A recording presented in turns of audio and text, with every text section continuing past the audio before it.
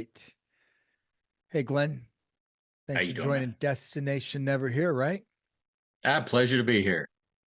Yeah, it's only taken about 6 months to get you on, and that's probably my fault. Hey, we're gonna do some outtake stuff, some goofy stuff. The craziest thing about these podcasts that we do at Destination Never Here, as you know, is the feedback that comes in is exceptional. Not always in the good way, right? Sometimes it's really poor, like, oh, Chris, you could have, you should have, you would have, whatever. But I want to express, first of all, how grateful I am to be your friend, and I think we need to lay that out at the beginning so everybody knows. But number two, maybe you can tell everybody just how close we are, where you know a secret about me when it comes to filming radio shows and other. So I'm gonna let you step in really quick before we get going. Well, I'll tell you what, I feel 1,000% the same way. You and I are like brothers that just hadn't met until maybe 2 years ago. And it's, I mean, honestly, you are one of the most valued relationships in my life. You make me a better person. I have wonderful wife, wonderful children, and everything like that. But you are right in there with everybody else. So it is. I don't know, we're simpatico, whatever you want to call it, right? We hit it off, and like I said, it's only been 2 years we've really known each other, which that's kind of shocking to me. So Personally, yeah, who's personally yes, known. That's yes, right. yes. And yet it's who's the people we trade memes with? Well, that's Chris and I. Chris and I, we trade the memes. We don't send to anybody else. I'm a cat person. My wife and I we're big cat folks. So I'm sending Chris cat memes all the time, and I'm pretty sure he's like, okay, enough of the cats. Let's talk about something else. But no, it is a true honor and privilege to be working together with you. So I don't know how to even express that at the depth that I feel that it is just it's a blessing for me to be able to have something like this, to be able to have a wonderful mission like this that we're working on. It feeds into, we'll get into kind of my background, and how I'm the preparedness kid, now the preparedness guy, now the preparedness kind of older bald guy. I guess we Right. can talk about who has the shinier dome at some point. I'm sure that's why you got the hat on, because you put the polish on today. Every But day, every yeah, day. absolutely. You got to do it. You got to do it.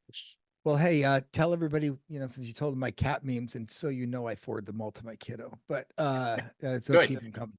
But maybe tell everyone one of my personal phobias that no one knows except probably you and a handful of other people about television recordings, Well, these.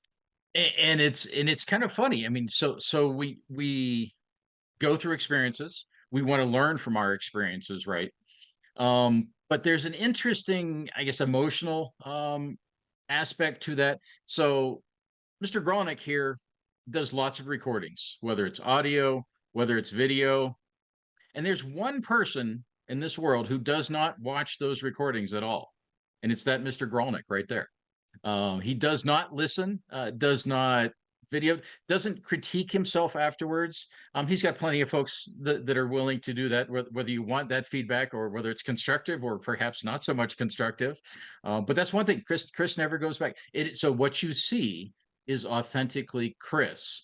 Chris is not thinking to himself like, well, hey, I watched myself last time, and it looked like I had bags under my eyes, so I didn't do that, and I didn't want to talk about this or anything. You don't get any of that. You get the 100% true, honest, and in your face Chris Grollnek, and he does not go back and listen. It's fire and forget, and it's authentic that way. So and it's an interesting approach. I have to watch everything I have. I critique things that I like, things that I don't like, but I don't dwell on that, right? It's easy to dwell on, like, well, my hair was not so good that day and everything like that. I don't have to worry about that, right? So but that's one of those little idiosyncrasies of Chris here that he probably doesn't necessarily want to share with a whole lot of people, but I guess he's done that now. So, or I guess I have done that for you. It's okay. I honestly, I think that it's important for people to know exactly how close people are. A lot of people say, "Hey, we're like brothers," or "I know this," or whatever, but very few people open up about those things that they share with each other. And we call them as grown men secrets from a 5-year-old little girl sewing circle. But whatever. I don't mind it all. And, in the spirit of full transparency, the theme of this is obviously authenticity and vulnerability. And it's really easy to get somebody on to say, hey, tell me about yourself and go down the road. But I've noticed that filming these podcasts specifically, without me going back and watching them, and I led that up for a reason, was, and there's little I don't do without a reason, but I led up to that because, the Man in the Arena came out, I don't know how many millions of years ago or whatever, but when it was written, it was discussed about it's easy to judge those that are actually performing whatever the arena that you're performing in is capable of. And I feel that there's enough people out there that can critique this, good, bad, and other, and either we're your flavor or we're not.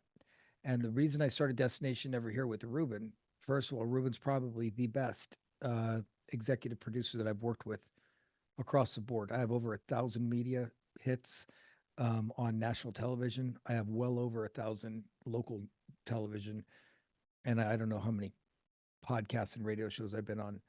But I will tell you that working with Ruben has brought an exceptional amount of unique challenges in a way that he pushes me to be better. And I'm almost one of my little flaws about vulnerability is it's not that I don't want to see myself that I can't get better. It's that I'm worried that I'm going to go back and try to overcorrect something.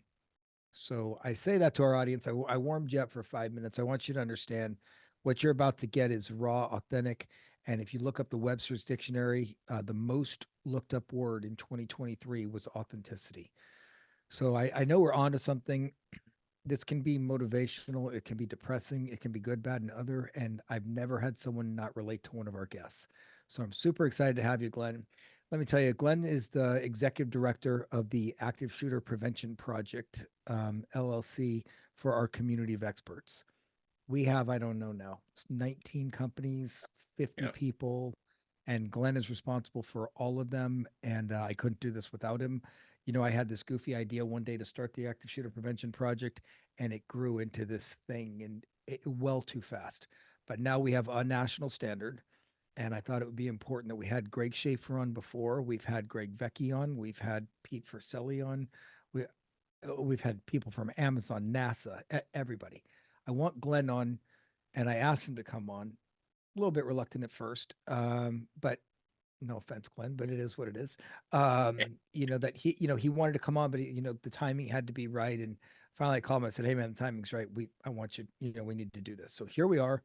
Welcome to the show. Thank you so much for being here. We've already expressed our pleasantries back and forth. So I want to kind of dive in. Every question that comes in at the beginning of these, when I forecast who my guest is going to be, 90% come and tells, hey, who is Glenn? Right? Why Glenn?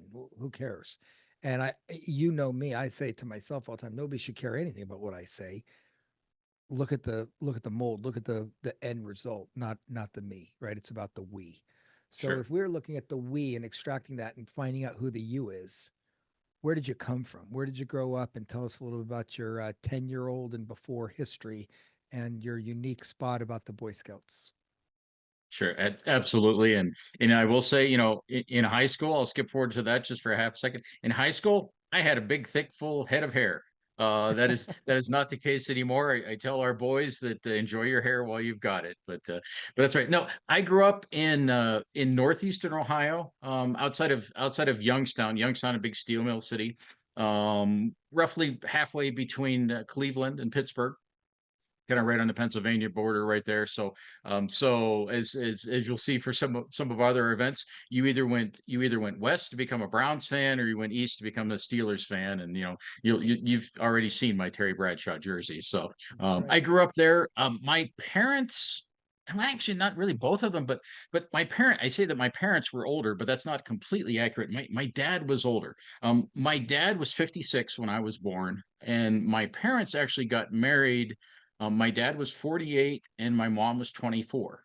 My dad had been in World War II, and came back and got married after he got out of the army, after spending 18 years in the army, several years overseas, deployed in World War II, and then met my mom. And so I have one older brother who's 7 years older than I am. But yeah, so my dad was older, but my dad was super healthy. He spent 18 years in the Army, long before I was ever born.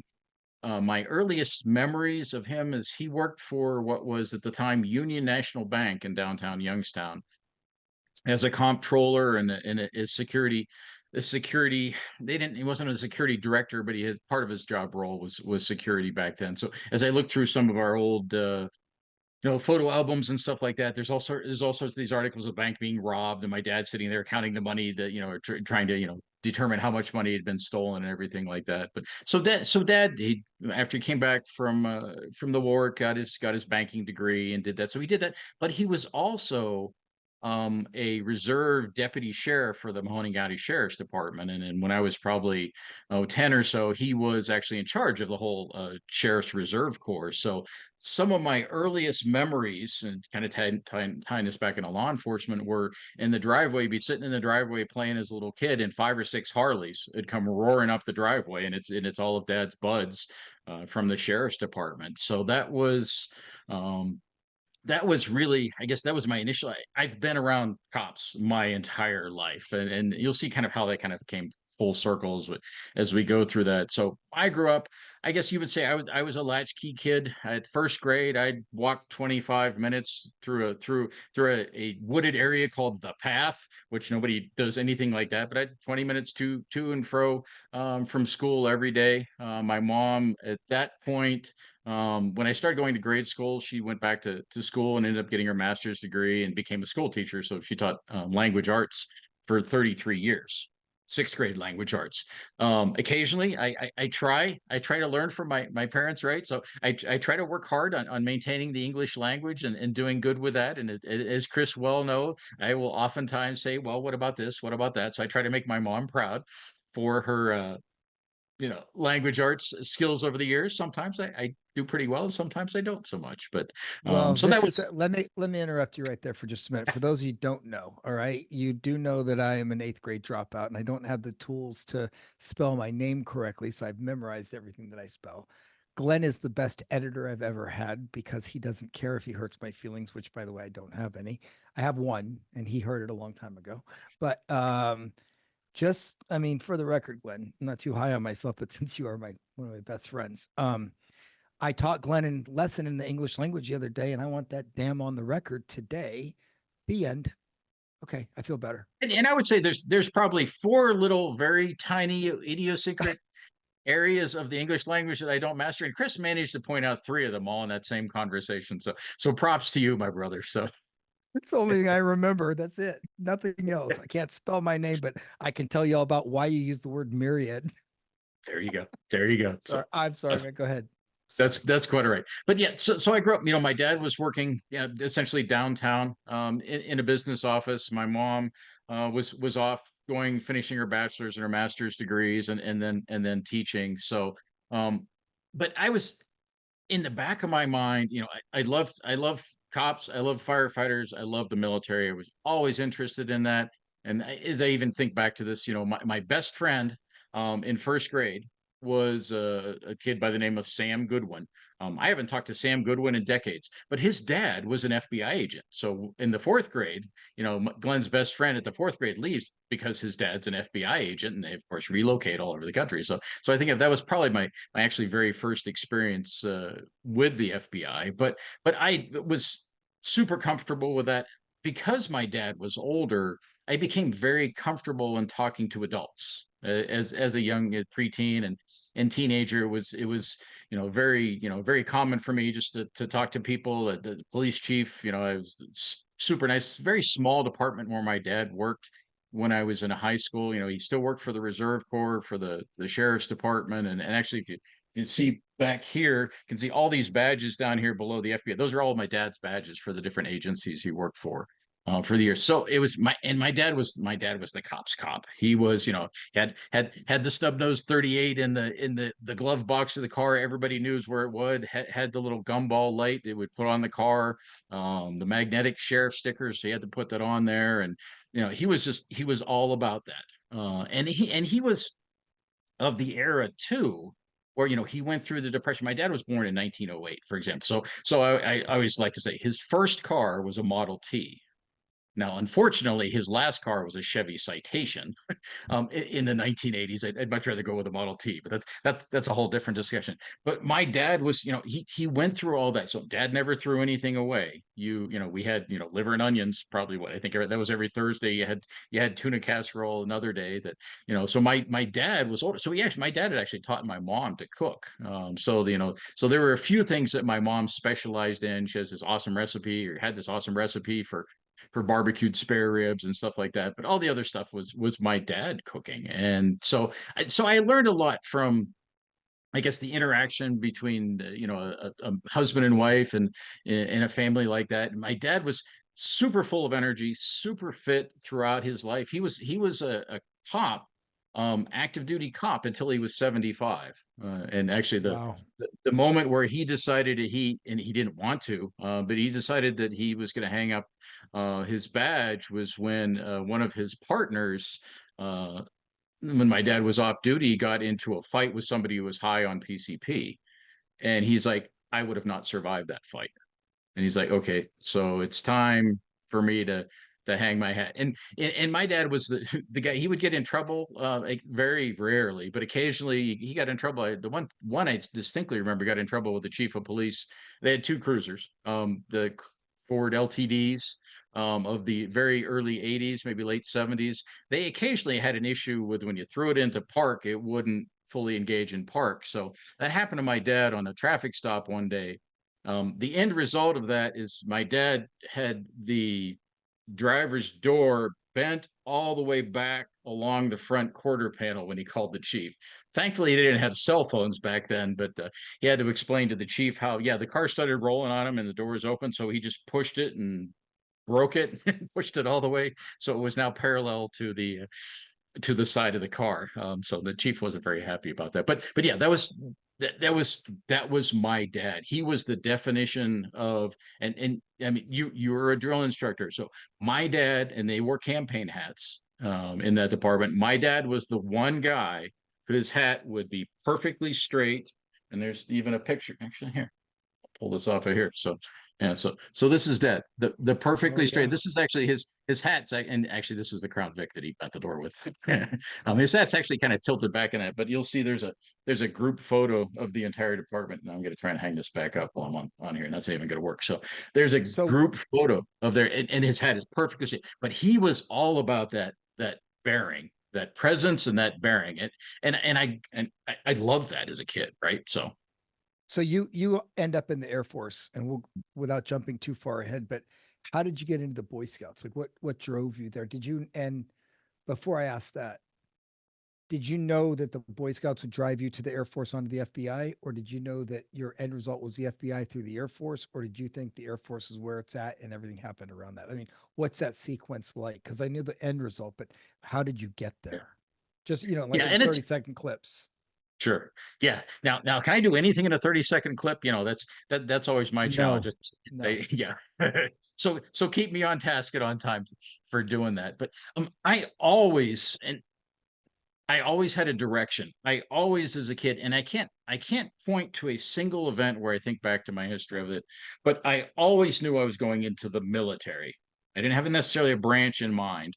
I always knew I was interested in law enforcement. I was very science oriented. And we can talk about that a little bit later. But I was the kid at 10 years old. I'm going to the library and I'm checking up every book in the Dewey Decimal System section 618.4. Every book on law enforcement, every book on the fire academy, every book on firefighters and everything like that. So I'd be the kid going out with like 15 books. That is not something that you would typically be reading at that age. But I always knew I was interested in the military. Boy Scouts, before I was really paying any attention, my dad had been a Cub master and stuff like that, and that my brother had been in Cub Scouts. I was never a Cub Scout, but and this is this is the late 70s into the early 80s when I was there, but really 76, 77. Um, and the requirement then is you had to be 10 and a half. You had to be first grade, or fifth grade, and you had to be 10 and a half. Pretty much the day after I turned 10 and a half, I marched down to Troop 44 and said, all right, sign me up. I'm here. Let's do it. Interestingly enough, I was ready for the Boy Scouts. I was ready to do something. Didn't have any interest in Cub Scouts. I kind of considered that was a little amateur league. I was ready for the big time, Glenn, 10 and a half. I'm ready to go, baby. But and Boy Scouts was honestly, that was 90% of what I did as a teenager. I didn't, and there was some challenges to that, and we could talk about that later. But I played trumpet in the band, so I was in the marching band, did that, and I was a Boy Scout, and I embraced that. But I never, kind of back to one of your original questions, I didn't really have a service picked out specifically that I wanted to be in, but I always knew I was going to be in the military. For a long time, I thought I was going to be a firefighter. I was even a junior firefighter at the, junior volunteer firefighter at age 16. I still have the ID card around here somewhere. But I was always the preparedness kid. I wanted to help people. I, took my dad and my mom's example, and that's one of the things I'll kind of delve off into that again. Can't tell you a story in anything less than 6 hours, let alone 30 seconds. But one of the things I saw from modeling in my mom and dad's example was they were involved in everything as far as Kiwanis Club, Shrine Club. My dad was, the what is it, 32nd degree Mason. He was involved in the American Red Cross. He was involved in the Heart Association. Every single entity out there you could think of, my dad was involved in. And he wasn't just involved in, he was the president or the past president or the vice president. I remember as a young kid going down to the going down to the Shrine Club on Sunday morning to clean up after the debauchery that had gone on all weekend, and everything. And so we'd spend Sundays at the Shrine Club just cleaning up. My dad was president of the Shrine Club for a couple of years. He was the chapter chairman of the American Red Cross and the chapter in Youngstown, and he was a first aid instructor. So I'd go I was like kind of like the mini me. I was around with my dad all the time. We would go to Boy Scout meetings, and then we'd go and meet one of the local Poland too was the unit designation. We go meet Cliff Newman at the local. It's kind of like a Denny's was a local thing in the area. Casey's after the meeting and sit with Cliff for a while. I'd be the teenager driving around in mom and dad's car, and I'd go look for the cops. I'd go out and hang out and chat with the cops and everything like that. So I was always very comfortable around law enforcement. I was always interested. I loved uniforms. I think that was one of the biggest challenges once I got out of the Air Force is I didn't have a uniform anymore. Well, Now eventually okay, I was hold on. go So ahead. go back to the All over the Boy place, Scout right? stuff. No, it's okay. Go back to the Boy Scouts though. When when you set your mind to it, did you know when you because you sound I know you as an adult. So as a child, have you always been that way where I'm going to do this, I'm going to do it the entire way or I'm not going to do it at all? Or was it a grind to get to the Eagle Scout? Um, I was so excited about it. Eagle was not a grind at all. I was completely focused on it, and so much so probably to the detriment of other things. But I was every single quarter. We had a court of honor every 6 months, where you gain rank and earn merit badges and things like that. I advanced rank as quickly as I possibly could. Actually, because I was completely dedicated to it. I didn't do sports and stuff like that, which mistake I think there. Hindsight, of course, being 2020, but I earned my Eagle 13 days before I turned 14. So the Eagle Court of Honor was 3 days after I turned 14. And my challenge at that point was like, wow, okay, I got my Eagle, sweet. Now what do I do? I have a lot of time left in there, and a couple things came in and filled that gap. But I was interested at that point. You needed 21 merit badges to earn your Eagle. I ended up with 37. I mean, there's people that earn all 130 merit badges and stuff like that. I don't know how you do that, but I was fully focused. I'm doing this. I'm doing this. So I earned 3 palms after that. Each 5 merit badges after the Eagle required. You earn those. And then at that point, I was like, well, I've kind of gone through this, but there's another entity within the Boy Scouts. It's called the Order of the Arrow. And the Order of the Arrow is generally discussed as, Boy Scouts honor campers. So you get elected into that by your peers.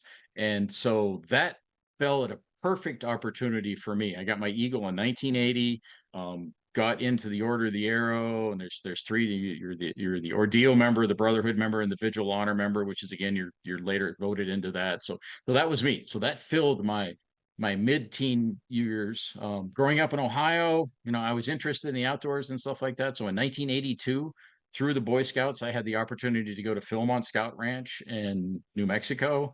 Got to spend 10 to 12 days climbing the Tooth of Time out there. Went up to Mount Baldy, 12,441 feet in the air. That's the first time I realized growing up in Ohio that you could actually have blue sky and snow at the same Right. time in places up at altitude and things like that. And I fell in love with the West. I love the mountains, and from it, at that point is I want to go west. Go west, young man. I still didn't have a specific service I was specifically interested in. I was interested in the FBI. I was interested in law enforcement. So as a matter of fact, when you get your Eagle, you get to have a job related sponsor. My sponsor was Special Agent Harry Wilson from the Youngstown, Ohio resident agency of the FBI. So I got to go into the FBI office, and we took my fingerprints, and I basically spent a day with Harry. I can kind of consider it full circle. He actually retired while I was at the FBI Academy later. But that was kind of my first introduction to that. But so I credit, the Boy Scouts with so many opportunities to interact with adults like that, to my mom and dad, who gave me all of those opportunities and everything like that. So I was still not really sure what service I wanted. I thought it was the Air Force at that point, because I consider them to be the most technology related. And like I kind of alluded to earlier, I'm a science nerd. So senior year of high school, we had 7 periods of the day. 4 of those periods, I was in the science department. I had physics. I had an independent study project, which we'll talk about that a little bit later. That's kind of cool. I had physics, chemistry. I was a lab assistant, and I learned. And one of my science, I guess, my science inspirations was my high school physics teacher, Mike Kurgowski. Um, he So eventually went on to become a medical doctor later. So that's totally cool. How old was he compared to what you were, do you think? Like looking back, did you think of him as a 70-year-old man when you were 15 in high school, or did you think of him as, some dude that you surpassed later? Like looking back at it, is that a goofy thing sure. to look at? Sure. He was young. He was a younger, I mean, he was not the quintessential old teacher or anything. He was probably, at that point, I think I assumed he was probably in his late 40s or 50s, but he was probably 30. So he had plenty of stuff to do. This was kind of a stepping stone and where he wanted to go and everything like that. So I mean, I already had this kind of love for science and everything like that, but he was very good at continuing to inspire me to go off. And so I actually, my bachelor's degree is in physics, so I continue to do that in college. And I mentioned the independent study project. So my independent study project, and imagine trying to do this now. My independent study project for half of the year was I built what's called a ballistic pendulum. And it's basically to measure the forces and energies when you fire a round into something and how it reacts. In this particular case, it was about a 2-foot 4x4 board suspended at all 4 corners, and you would basically fire different size bullets, different size rounds into that, and with some high-speed camera work, you're able to see how far that thing would displace, and you could measure the energy and forces and stuff like that. So that was my independent study project as a teenager in high school. So for the culmination of the experiments there, we took my physics teacher, my dad. Of course, my dad was a local copper, so we went to what was the quarry, which is the law enforcement range. Locally, they use it, and we fired 22s, we fired 38s, we fired 357s, we fired a 45. Um, all out there on the range as a high schooler, measuring all that stuff with detail and everything like that, seeing how much the board weighed, how much each of the bullets weighed, and everything like that. I try to think about trying to get something like that approved today, and I'm like, wow, that was kind of a really cool thing I was able to do back then, that I think people will lose their minds if I tried to do something like that as a high schooler right now. Yeah, we can't even get a camera in a school right now. Right. We can obviously, but just, it's the challenges are crazy. And then when you start introducing firearms, I mean, people kind of lose their mind. And I think that leads me to, how old were you when you graduated high school? Were you 17, 18, 19? I was 18 when I graduated high school. And it just Did you know where you're going to college? it at that point I was, and this is kind of where we get into one of my detriments, I'll say, and one of my challenges with being fully into the Boy Scouts and really not perhaps a well-rounded person. I thought I was going to the Air Force Academy. I had a nomination from the local congressman to go to the academy, and I had the grades, I had the attendance, I demonstrated leadership through the Boy Scouts, and I had earned my Eagle. I was the senior patrol leader. I was the Neatoka Lodge 396 Order of the Arrow president for a year. I did this. I did all those opportunities through the Boy Scouts. But I mentioned I never did sports. And something, so as hindsight being 2020, I think, now years later, something was telling me that I wasn't completely convinced that I wanted to make the Air Force a career. So of course I knew what the physical standards were going to be. I'd known that for years. Was I working on that? Mm, as a teenager, I might say, yeah, I'm working on that. As an adult looking back to say, yeah, no, you weren't working on that kind Right. of thing. So it came time. This was back in the day. This was, you couldn't pull out your cell phone to see what the map was. I had to drive 3 hours away to where they were doing the physical testing for the academy. It was some random high school somewhere. I had literally a paper map. And this is probably the first time Glenn had ever driven anywhere without his parents, anywhere long distance away, anything like that. I got lost, ended up getting there late. I was like, okay, that's fine, no problem. But and and I failed miserably at the physical test. The shuttle run, I ended up, my legs, weren't used to doing something like a shuttle run. So lactose acid, hello, here we go. And I was just, I wasn't even, it was pathetic, really. I really wasn't anywhere close to the physical standard. So that What was a tough ride home, by what that myself. what that do to you for the next week, 2 month, three, whatever? Well, it was, I mean, at that point I was kind of devastated. I'm like, well, what am I going to do? I This was what I thought I was going to do. Yeah, absolutely. And of course I'm kicking myself. I mean, there's absolutely nobody else to blame aside from me, because I knew what the standards were. I could have been going, before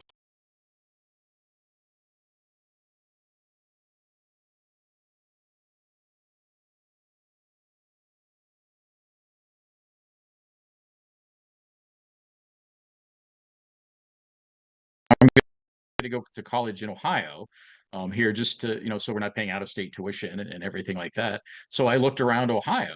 I didn't want to go to a huge school. So I kind of discounted Ohio State because I thought that was going to be super expensive and a super huge school. I was interested, of course, interested in science. So I looked for colleges in Ohio that had Air Force ROTC. So I actually, combining that together with my interest in physics, a small school, southeastern Ohio, Ohio University in Athens, Ohio, had an Air Force ROTC program. It was a resident program, so it wasn't one of those combined programs where it actually exists somewhere else and you just go to different schools for the meetings. But it was actually resident, Detachment 650, at Ohio University. And also Ohio University had one of two in the world. It's a tandem Van de Graaff nuclear accelerator. So coming in doing particle physics and things like that. So there's some great scientific opportunities. Oddly enough, the other one in the world is in Athens, Greece. So I got to believe that there was some correlation between somebody went to school somewhere and lived over there. So trained Got investigator, it. untrained investigator at this It point, right? So was that like is that like a super collider where they would smash the atoms yeah, together and yeah. It's a particular type of nomenclature, typical way it's set up so you can actually accelerate and break into the particles. And so that was, so between those two things, they had, and with 4.5 or 4 hours away from home. So it was fairly close to home. Had the physics and the science part of it, had the Air Force ROTC program. So I went off to college, no scholarship. I mean, I had a couple local scholarships and stuff like that. I had good grades. I was, I was not huge, but I was like 18th in my class, so I had pretty good grades and stuff like that because I was a nerd. That was me. I did science and I did Boy Scouts. So I didn't go out. I think I bowled with some friends on Thursdays. I didn't go out and play football. I didn't do any of that kind of stuff. So I went off to college, but then I did really well my first quarter. I'd had calculus in high school, so I had calculus in college too, and that entire course was completely review for me, because I'd had all that in high school and everything. So I did really well. So then the Air Force offered me a 3.5 year scholarship. So then that paid for the rest of my college career. But I was I loved ROTC. I was not on the I talked to my wife who also went through our Air Force ROTC. She was on the drill team. She was this. I was like literally what you would call the stealth cadet. I was there. Thursdays you had to march over to the place to do the drill and everything like that. But I was there. But I was not. I didn't embrace that as much as I did the Boy Scouts, I'd say back as a teenager. I was part of it. I did the requirements. I made a couple different ranks throughout the couple years in that, but I always knew that was my process. It was never like, hey, maybe I don't want to do ROTC. It's like, no, that gets me where I want to go. I want to go into the military. I want to go into the Air Force. So, what kind of trouble did you get in? And I ask that in a relative phrase because obviously, Boy Scouts and Eagle Scouts have their own definition of trouble versus some of the guests we've had that stole cars when they were 12 years old. So, I mean, and they end up, director levels of places. So let's just get that out of the way. But um, with that said, do you think that falling out of the Air Force Academy physical helped you finish college as an ROTC cadet? Did you take it more serious, or did you get in trouble somewhere between there that you needed a second beating on the head to make it through? It's kind of a little bit of both. I get hindsight being 2020, right? I didn't take that as the swift spiritual kick in the head. Say, okay, I need to go do this. Like I said, I was still the stealth cadet. I went through field training, because I was still not doing the running and doing all that stuff all the time. I had horrible shin splints throughout my time at Dover Air Force Base doing it. So just dealt with that, and just after I'm like, wow, this kind of sucks. But I'm here for a reason. So I was never I was a great student in high school. I was a relatively mediocre student in college because now I actually really had to study, and I really hadn't developed good study habits as a teenager because I never had to. So that was kind of one of my challenges. But I did okay. I worked my way through. But You fail any uh, classes?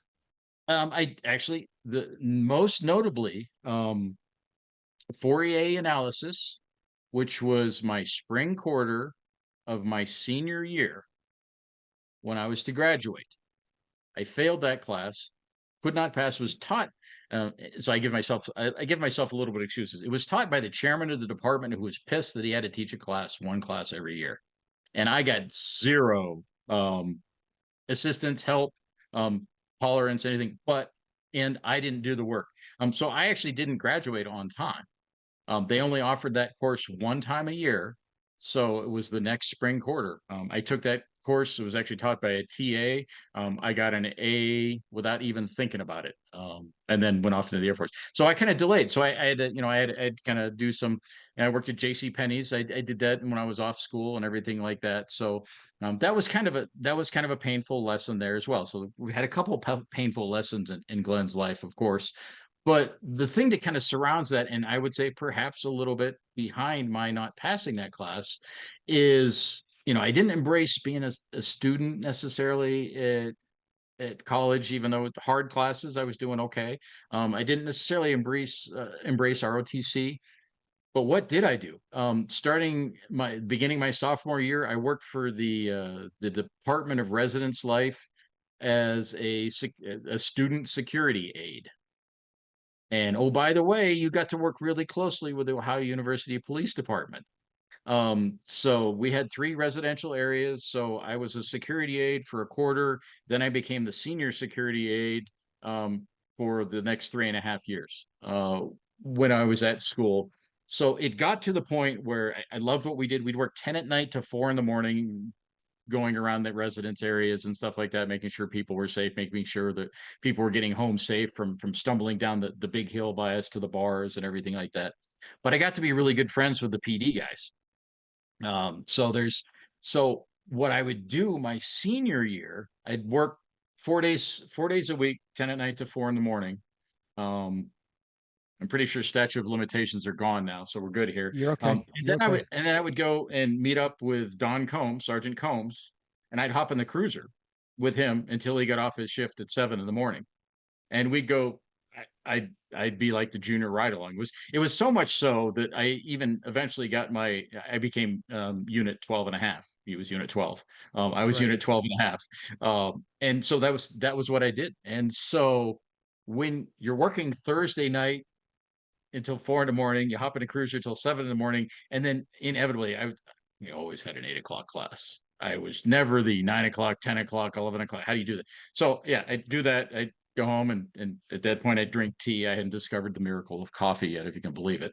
Um, I drink some highly over sugared tea, and I attempt to go to class after having 15 minutes of sleep or something like that. So I'm sure that contributed to my not academically excelling at that point. But again, it's back to the police department. I did stuff with the police department. I did stuff, and that's who I felt comfortable with. Going into the Air Force. I didn't want to become a security forces officer. Um, because a lot of what I saw they did was guarding the base, driving around in the cruiser, guarding the fence. And I was like, yeah, that's not really what I wanted to do. I was interested. I love uniforms. I love uniforms. To this day, I love uniforms. I love the look of the cruisers. I built models as a kid. So of course I built models of like all the police department cars. I built them their own custom helicopter model, the way that they put in, they put in the police department stuff. I always loved all of that kind of stuff. I loved the cruisers, but I was always more from the scientific kind of process. I was interested in the investigative side. So So yeah. let me make you feel better really quick. And you said you failed one class. Do you remember what your grade was? It was like a 52%, if I recall. All right. Ruben is on the call, just so the viewers know. We have an executive producer in the back end. He's watching this. Mark your sign at 1 hour and 3 minutes and 2 seconds. I'm going to flash one of my report cards up for you, Glenn. It's second semester, ninth grade. Now remember, I dropped out of school in eighth grade. So when they sent home the report card, I didn't even live there anymore. But my report card says as follows: Cleveland High School, spring 1984, English 00 FUU, World History Geography 00 FUU, Physical Earth Science 00 FUU, Math 00 FUU. I don't know what this one was. I did something with some search engine thing, but it wasn't like what we know to be Google. It was a library class. FUU. Soccer basketball 00 FUU. Time in the record room 00 FUU. So I'm gonna send that. Ruben has some work to do photoshopping it, but it has my picture. I think I'm 15 here, and obviously I'm not there. The reason I share that is because I think that day that I got that, I was more proud that I achieved a perfect 00, because the time before that I got all 00s FEEs, which was just excellent, excellent, right? For like charisma and niceness, but I couldn't pass the classes. But that made me fight harder. But You wanted to get a lot of the FUs there. That's what you're yeah, in. But that's but what and I got it. yeah, and it's I look at, there's opportunities that I personally had to excel where I failed. But for the most part, it's like I said, my parents extremely supportive, and I tell our boys this, they're both in college now, but I grew up with mom was a school teacher, dad was a cop. Well, they grew up the exact same way. That's so you guys aren't gonna get away with anything, because and that was again back to that. I had a couple different nicknames in high school, because I had wavy hair. Ocean Head was one of them, right? It kind of related to that. So if anybody from Paul in high school happens to be seeing this, you might remember that. But my other nicknames were my dad's first name was Vic, so everybody knew my dad. So my dad was, like I said, he was the cop's cop. Anybody who was speeding in town, and of course, teenagers have a tendency to speed, right? My dad would pull them over. My dad would be very fair. People come up like, "Hey, your dad pulled me over last night." I'm like, "Well, was he nice to you?" Said, "Yeah, he was super nice." So, all right, cool. But my one of my other nicknames in high school was Officer Vic, which was only awkward when one of my friends would see me, who happened to be out with my dad at like the local, hardware store or the grocery store. Hey, Officer Vic, from a distance, and my dad and I would both whirl around, and I'd be like, and they would of course quickly disappear out there. But Nice. my other nickname was Agent Norling.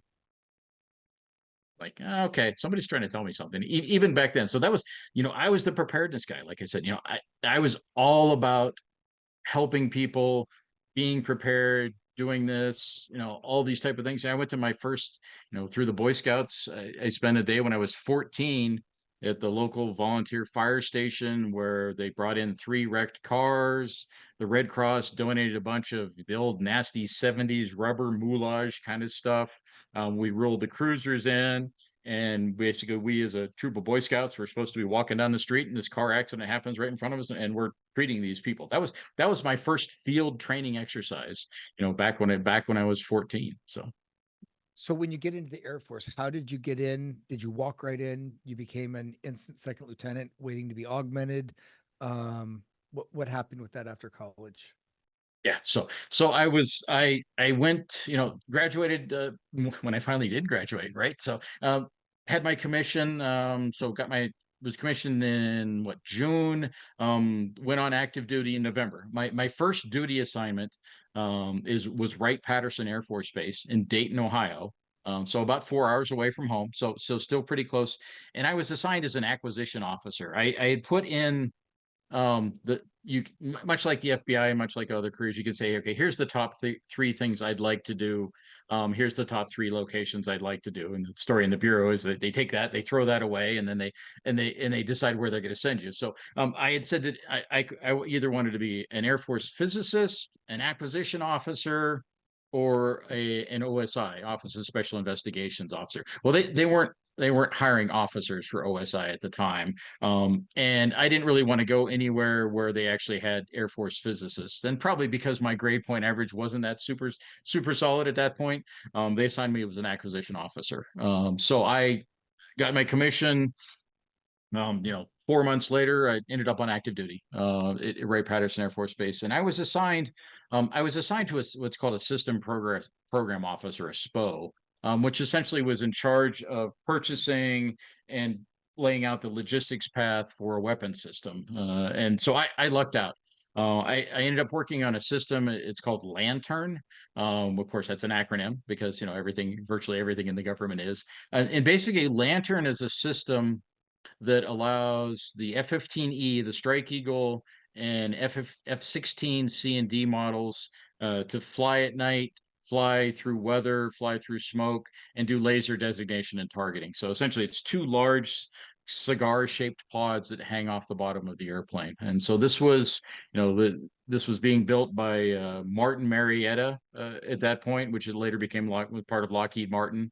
And this was a system that was really, it was the Gulf War caused an accelerated deployment of Lantern. Lantern did very well. So you go back and you see a lot of the videos from the Gulf War. A lot of them came from the gunship, but a lot of the videos you'd see out there with the laser designation and tracking, those are actually Lantern videos eventually. I came in '89. And I was in the Lantern SPO until '93. So I spent 4 years there, and you kind of move around through that. But I loved what I did. I loved my jobs as a lieutenant and as a captain. A lot of my TDY, I didn't have painful TDY. I worked in Ohio, and most of my TDY was to go down to the Martin Marietta plant to verify testing and things like that. Well, that was in Orlando.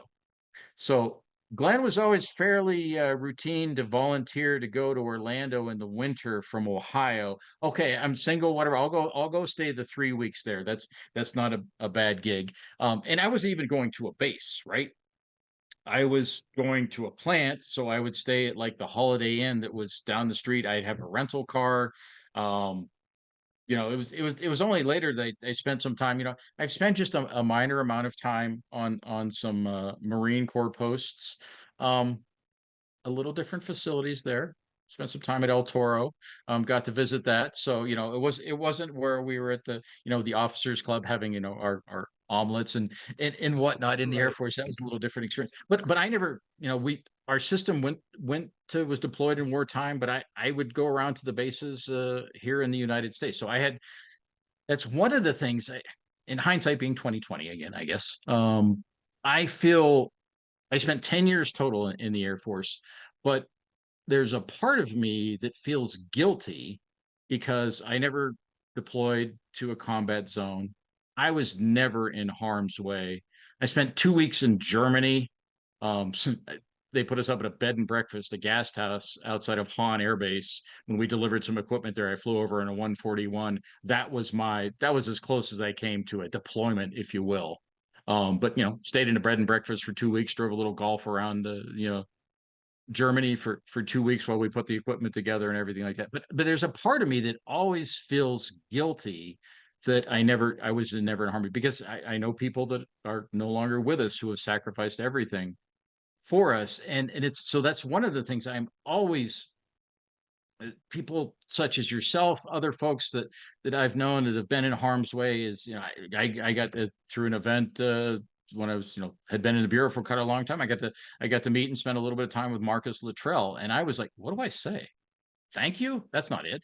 But that's one of the things I've always loved the military. I wished I could have maintained my ties with the Air Force when I got into the Bureau, because at that point I'd been in the Air Force 10 years. The Bureau, of course, it's mandatory retirement at age 57. So I was 33 at the time. I was a year away from my majors board, but if I stayed in long enough to get to my majors board, I would have been too old. So I was, I loved the jobs I had as a lieutenant and captain, but this is something that had been tugging on me. Go back to those times that I personally didn't achieve what I wanted to achieve. But I'd been an executive officer for a couple years at the end of my Lantern tour. I love that. I love the pomp and circumstance. I love being the guy doing the ceremonies and everything. That all fell into that. Went to squadron officers school and Hold residence. on. This is the So Air yeah, Force. so That's yeah. not true. That's an IBM coffee parade with donuts. So let's just make sure we got that in. I'm kidding. Go ahead. I was as an exec officer, I had taps on my shoes. Okay. Okay. So, All right. so, All right. it You're was, rocked. I was, I embraced that. And so hindsight being 2020, one of our senior executive special advisors right now is a gentleman by the name of Gary Connor, retired Brigadier General, USAF. Gary Connor. He and I were at Wright Pat at the same time. He and I undoubtedly interacted with each other when he was the exec in the front office for the 2-star, if Wow. not the 3-star. But yeah, how very serendipitous, coming back years later and making that reconnection. But so as at Wright Pat, spent 4 years at Wright Pat. This is a horribly long story, but that's how I go, right? You got 2 more minutes for this one. Uh, Great. Love that. From there, I moved out to Hill Air Force Base in Utah. Again, finding out that you can have snow and blue sky at the same time. Loved Utah, loved the mountains. Got to work with all of the special operations helicopter simulators for the Air Force. So got to spend a lot of time at Kirtland, got to meet some of the crazy PJs and special ops folks. Absolutely nothing but respect and love for them to this day. I can't believe some of the crap that they do. It's absolutely inspiring and wonderful. Did that for 4 years. Came back to Wright-Patterson for my last 2 years and ended up doing a distributed mission training system where we had F-15C simulator boxes. We had long haul networking where you could fly a 4-ship mission with 2 simulators at, say, Eglin Air Force Base in Florida, your other 2 members of that 4-ship in Langley, Virginia, and you'd see each other in the displays. So a lot of technology into that. And that's what I did for my last 2 years into the Air Force. My wife spent 6 years active duty, another 8 years in the reserves for the Air Force. So we met through the Air Force and like, hey, this is something, honey, do you support what I'd like to do? This is something I really want to do, is the FBI. So changing gears big time. She was up every single morning with me where Glenn has taken a lesson from time or two, getting out 5 o'clock in the morning. We're doing lunges, we're doing sprints, we're doing push-ups, we're doing sit-ups. She was there with me every single morning doing that, kicking my butt to make sure that I was in there doing it. And that was, so I consider getting into the FBI, passing that physical standard, passing through the FBI Academy. That was validation for Glenn. That was validation, like, hey, you put your mind to it, you absolutely can do the physical part of it. All So right. yeah, Well, so that was we're way gonna. more than 2 minutes, I know, but That's okay. No, no, that was actually a good 2.5, 3. We're gonna take a break really quick, but before we do, I want you to consider, and it's only gonna be a 5-minute break. Consider telling us the time that you got in trouble and how that molded your time in the FBI, and then anybody that you helped along because of that. And maybe it goes back to your dad as a copper or whatever. But Ruben, you good to snap for 5 minutes or 4 minutes? Come on board. I need to see your face. there it is. All right, homie. I got you. Let's take a 5 minute. I want to take less than 2 minutes to thank our sponsors. This episode of Destination Never Here is made possible by people like Imran Corporation. When it comes to security management, there's one name trusted by industries around the world, Imran Corporation. Founded in 1997, Imran has redefined how organizations approach security and access control with Unity, their innovative web-based platform. Imran helps businesses gain the power to manage everything from wired and wireless access control to biometrics, video surveillance, intrusion detection, and even AI-driven analytics, all from one intuitive platform. It's a solution that connects seamlessly with existing systems, helping companies protect their investments without the need for costly upgrades. And by Scylla AI, Scylla is leading the way with cutting-edge video analytics. Scylla processes video stream content to deliver meaningful insights about activities and objects in real time. At the core of Scylla's technology is its powerful algorithm, which verifies suspicious content as it happens. Whether it's identifying objects, activities, or individuals, Scylla ensures accurate information is forwarded to alert protocols instantly. And when a threat is detected, Scylla springs into action, distributing real-time alerts to security response teams via web and mobile channels, complete with relevant screenshots, location, and time of the incident. And lastly, I want to thank our community of experts. We would not be here without their support. To learn more about Destination Never Here or the Active Shooter Prevention Project, visit us online at asppro.com. And now let's go back to Chris and Glenn. All right, Glenn, thanks so much for coming back. Thanks to the audience for coming back. Without them, we wouldn't be here. I just want to shout out AMP Global Strategies right now. They've been very helpful with the Active Shooter Prevention Project, as Glenn here knows very well, being in charge of them. The relationship we have with Alan Sr., Alan Jr., and Brenda specifically has been nothing short of amazing. And they're out of Pennsylvania, a very small family-run business that does a lot of business. And they are a global company. And, every day I start doubting, any day that I start doubting something, I just think of them because they have set the bar so far that we're just humbled to be part with them, let alone part of them. So, all right, getting back to the show. So, Glenn, we left off with the Air Force. We left off with getting ready for the FBI. We left off a little bit about the FBI with how you made it through the academy thanks to your bride. Rock on. She's a great lady. Without getting too personal there. Let me ask you, has there been a time in your life, I've had several milestone or even watershed moments of my own where in my youth I was, I won't say degenerate, but I wasn't the best model citizen. Um, and it taught me how to help people along the way through my law enforcement career, and even hell, even as a Marine. Do you have any one specific story that sticks out to you, or two that you want to share with us real quick?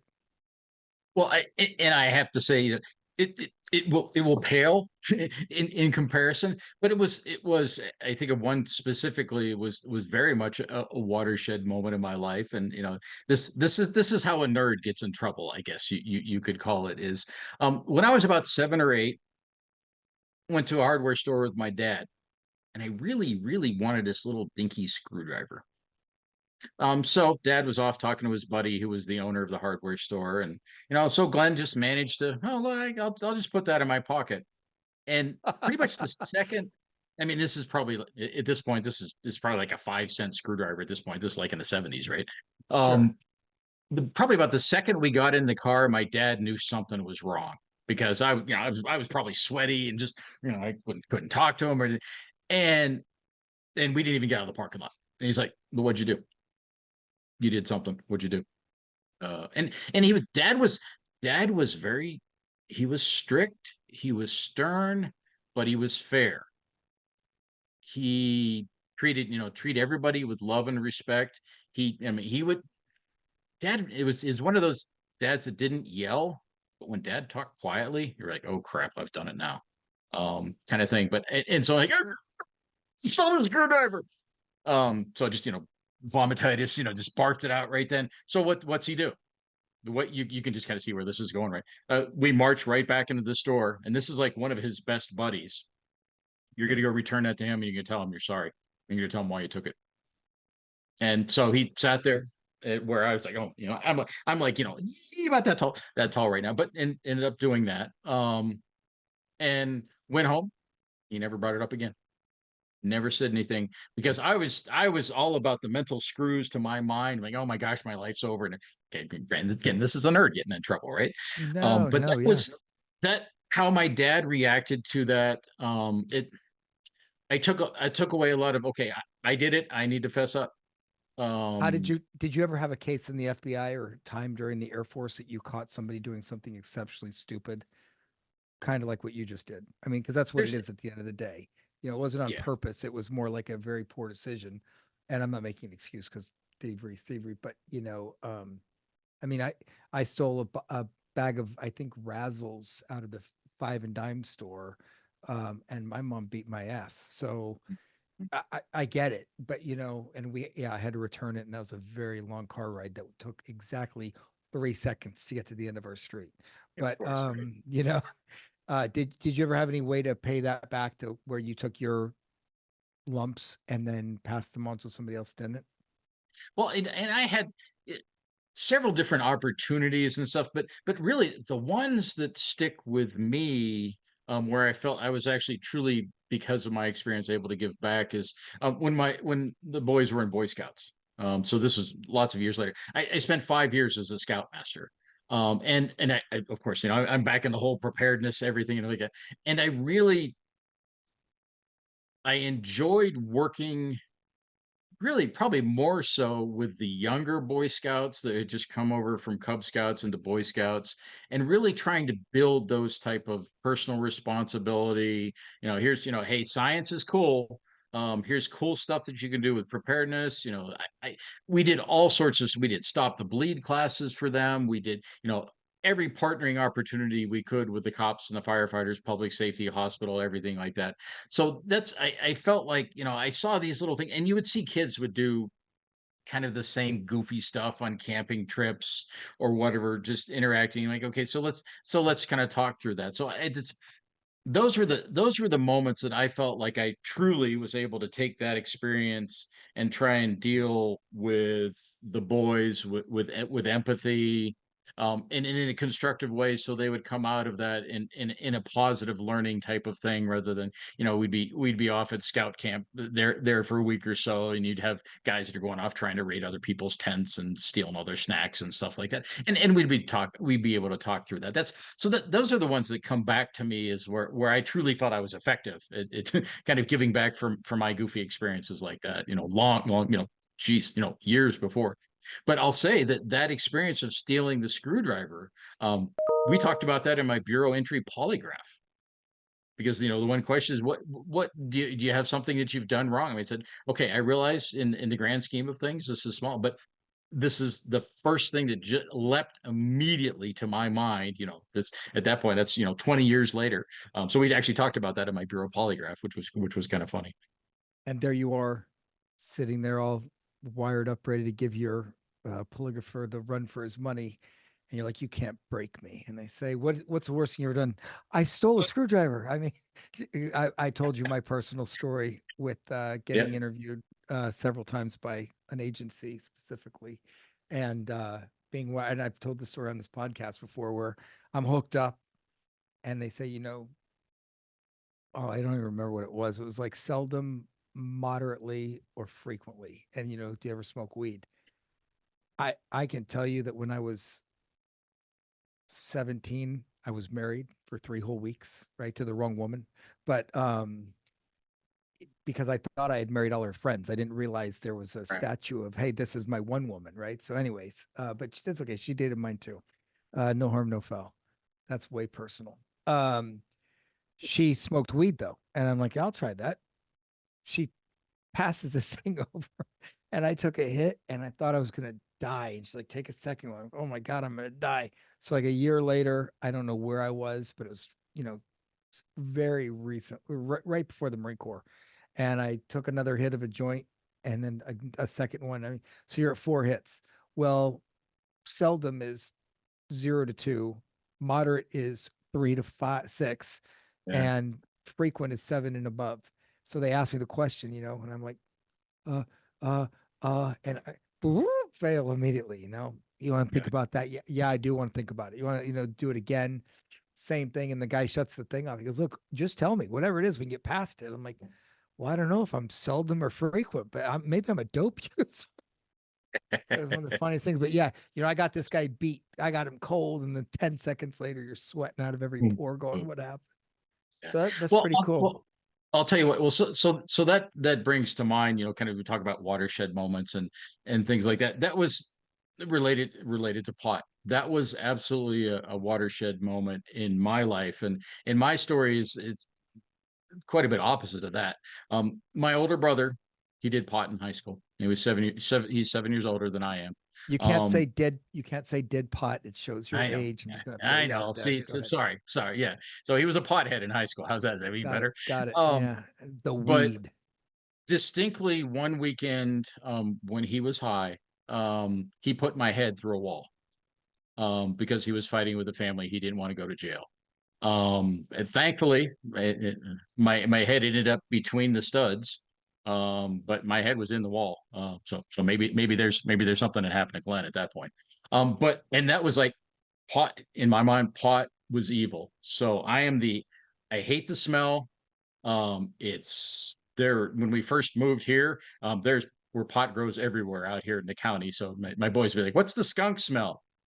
Okay, let's have a conversation about that back in the day. Right. But I've never tried, never had any interest, and it was just like that was the exact opposite of anything I wanted to do.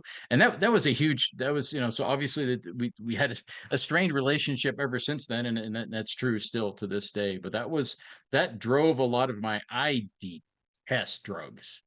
So anything I could do, working OCDF cases, things like that. So when I was in Portland, I was the violent crime squad supervisor there for the time in Portland Bureau. Absolutely, let's do OCDF cases and stuff like that. So dude. You want to talk straight and narrow? Stole a screwdriver, never done, but that was my line. But I embraced that. I was that guy that, so that's where I am, to this day now. So let me ask you this then. This will be our final question, and this is going to be the crescendo. So, in your most vulnerable moments, when you think back and you close your eyes and you have trouble sleeping at night over whatever this is, what's your worst case you ever worked as an FBI agent that you just regretted being an FBI agent because of? And that's a very loose way to define that, but I have moments where I regret ever pinning on a police badge because I had to go, and it doesn't matter what. But do you have any of those? Maybe not regret, but something that just burns. Maybe it lit your fire to do something better. Yeah, and I think we've all been part of a variety of different cases that affect you in certain ways. The things that I saw were the child prostitution cases that our squad worked in Portland. We had a phenomenal female agent that was great at developing rapport with the victims and everything like that. But you saw the horror of humanity, and it is Greg always says, you saw the evil in people and that in what they did to other people to make a buck, basically. So you saw some of those. I worked several child abduction cases. I think of one that when I was in Surg, I went out to Salt Lake to help them. Destiny Norton, um, neighbor had abducted her and killed her within hours. Didn't find her for several days, and you see the absolute horror to the Kyron Horman case. 8, 9-year-old who went missing in Portland over there has not been found to this day. So it's those type of things that you see that, and then you see your ability to rise above the emotion in that to try and help people. And it's the quintessential compartmentalization, which is not healthy, and we're learning lots more about resilience and PTSD and everything like that these days. But you had to compartmentalize. You had to do that so you could help that person. So I still, occasionally my wife and I, go through things where I'm being a little bit too compartmentalized at the time, when I'm working on things like that. But that's one of the things that's why I love being part of the active shooter prevention project. And that's why I really embraced the opportunity that the Bureau gave me after about a year after Sandy Hook, when we started educating law enforcement about here's how to respond to these issues better. Here's how to work together between the cops and firefighters and things like that. And that's really what led me down to when I retired, is to start my own consulting company doing active shooter training, because I see huge return on talking to people. School teachers is a great example about what they can do to protect themselves, to prevent a situation, and to empower them that they can do things. And I took huge return on that. When I first started doing, and I've probably trained almost 30,000 people now since about 2014 in doing that. And I'll tell you what, my last couple years, inevitably, as I'm talking to a large crowd of people, somebody will pull me aside afterwards and say, "Hey, I was in a workplace shooting, or I was in a school shooting." One of the last one, 2 years ago, I talked to a lady that says, I was in Las Vegas. 8 of my friends and I were at outside the Mandalay Bay in Las Vegas. I got evacuated on a helicopter, and it was about 4 hours before I knew if any of my other friends were alive or dead. And she said, and it's taken me years of counseling to be able to be here and attend this training. And then I get the validation from her, which is, she's like, "You are absolutely telling these people what they need to know. They need to understand that the things you're telling them could very well save their lives in the future." And there's no better validation of that, from somebody who's been through such a horrible thing like that. So that gives me the huge motivation to do exactly what we're doing, with this. And we're, reaching around the globe, which is, I don't feel like there's a better reward based on, being the preparedness kid, all the way down. It makes me feel like a kid again, is I am absolutely helping people and bringing that full circle. And so that hits all those buttons. And I'll just one, yet one more very quick story, but I'll say one of my brothers in the Bureau that retired a couple years before I did, and we get together every once in a while, over coffee or something like that. One of the comments that he had mentioned was he misses working with type A people. And I never really had considered that, but you know what we're doing here with the folks like you and everybody else that's part of the active shooter prevention project that I get to work with, I'm like, I don't have that problem. I work, and I feel honored and privileged to even be part of a group of type A people and what they've accomplished in their lives and their careers and everything like that. And we're all passionate about the mission, and that's huge reward. At this point in my life, I don't want to stop. I I want I want to get to prevention, but I don't want to stop doing what I'm doing because I love it. Yeah, I think we're gonna take this quick second and fill in that. First of all, you're far too humble about this, but Glenn runs Train Be Ready. What's the website, Glenn? Trainbeready.com. Trainbeready.com. Yeah. Okay, so he does a lot about response, and Glenn is one of the foremost experts, though, in assessments. And we view prevention from a starting point of, you don't know where you're going unless you assess how you're going to get there. And drawing that roadmap is probably one of Glenn's greatest strengths. I know I talk a lot about him being in charge of the community of experts. That's our whole community. And I'm going to be careful here. One of our guests has been to a lot of active shooter scenes that I have been invited to, tragically, sadly. And we were in the same location. That's on another podcast. But the moral of the story is talking to those people from Vegas. I mean, I empathize with all of them every time I go to places like that, and it motivated me. And I think I can say the same for Glenn. We used to be of the mindset, which many people still are, and it's going to take a long time to shift the paradigm. We can respond our way out of this. If we could only get there faster, we can stop the killing and save, quote unquote, one more life. Well, prevention is stopping the shooting from happening in the first place. And it's not divine intervention. We literally have a system to do it. Glenn is one of the architects of that. Greg Schaefer is an architect, and so is the whole audience, actually, because factually speaking, that's where we got it from, is talking to all those people. So I really appreciate you saying that. And having somebody like Glenn on our team that can do an assessment anywhere at you have to talk about price, reasonable price. There's a lot of companies out there, to include the big ones, that do nothing but that, right? Whether it's a KPMG, a Kroll, or whatever, they're going to charge you what they charge plus whatever they need to charge to get your insurance. We do the same thing. And I'm not selling Glenn services here. I'm telling you that what we have on board is a combination of the people that should be employed by KPMG and Kroll, but Glenn wouldn't be anywhere else because of it. So I just want to say thank you, Glenn, for not only your friendship, but all the leadership that you helped demonstrate for ASPP. And I think the audience, we're all fortunate for it. So thank you so much.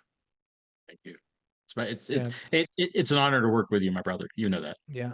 Yeah. And look, we got a long way to go. We got a lot more coming. We'll have another interview soon. I think Ruben, our executive producer, want to shout out him, say thank you very much, Ruben Roel. You've been fantastic to date. We have another interview coming out with a woman that was selling the active shooter solutions for Amazon. And we have some vlogs coming out here pretty soon, which is a funny inside joke between Glenn and I. And I'll tell you the story another time. And I want to say thanks to the audience. Thank you to AMP. Thank you to everyone in the Active Shooter Prevention Project, the community of experts. And I would even venture to say, I would say more importantly, but you're not that more important. I would say all the haters out there, keep hating, because it just gives us a reason to strive harder. And thank you so much. The 99 good things are what we're going to focus on, not the one bad. God bless America. And thank you, Glenn. Thank you very much. Thank you, everybody, for listening. So it's been a great time today. Right on, brother.